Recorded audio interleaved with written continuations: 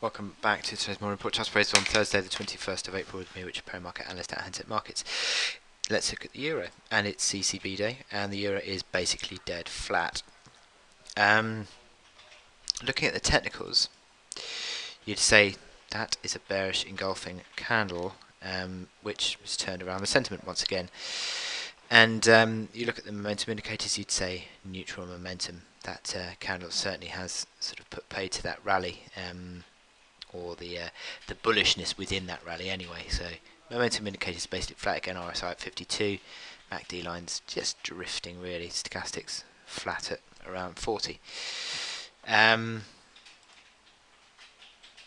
look at the hourly chart. And yeah, you've had a turnaround, haven't you? It's not. I mean, to be fair, it's now waiting for the ECB, and I think that within that you've got to say, well, support comes in at 12:30, 12:40. And the resistance starts around 1330 with that old range, but 1385 was the overnight high. Yesterday's high. Couple of days in a row we've had that, basically that level coming in as your resistance, and that is your key level. As I said, to be honest, we're looking out for the ECB, whether Mario Draghi tries to jawbone the ECB, the euro lower.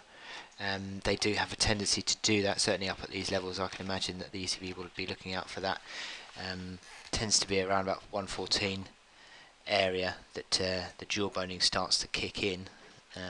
So today being a prime example of prime opportunity, I should say, for Draghi to do that. So it's possible that we could do that, we could find that, and the pressure gets sort of put to the downside.